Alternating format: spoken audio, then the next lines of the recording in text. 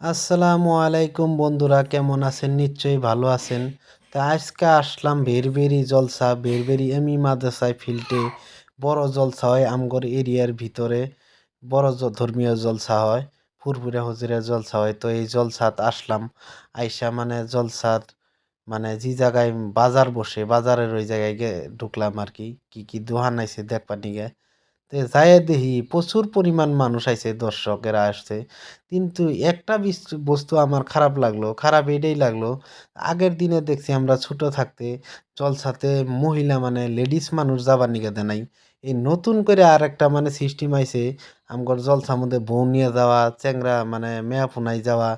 এই প্রথাটা মানে বন্ধ হওয়া লাগে আমার হিসেবে। কারণ জলসার মধ্যে যেটা দোকান আসে, এই দোকানে একদম মেলা বাজারের মতো চলে। এখন মেন কথা হইলো ওইটা, কিন্তু জলসা হয় ঠিক আছে। আমরা আমরা ইসলাম ধর্মের মানুষ, জলসা মানে হইলে আমরা হাদিস কিবা করে ইসলামে চলা লাগে, এটা শিখা লাগে। কিন্তু একটাই দুঃখ লাগা কথা, মানে যেন বড় আমি যেরকম ভাবে এই যে দোকান পোহরে বেড়াইতেছি, তে আমার মতো বহুত লোক মানে আমরা এই দোকান পাহাড় আসার জন্য মানে দোকান পোহরে বিজি থাই।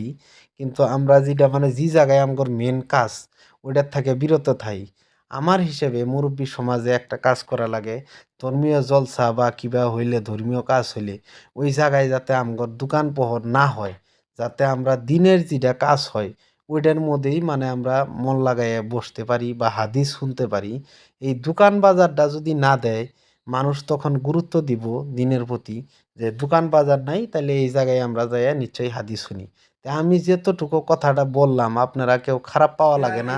আমি কেউরে এই কথাটা দিয়ে মনে আঘাত দেওয়ার মতো মানে কথা বলি নেই। আমার বিভাগে যেটা ধরছে ওইটাই বলছি। তে এই ভিডিওটা দেখে ভালো লাগলে সবাই শেয়ার, লাইক, কমেন্ট করবেন।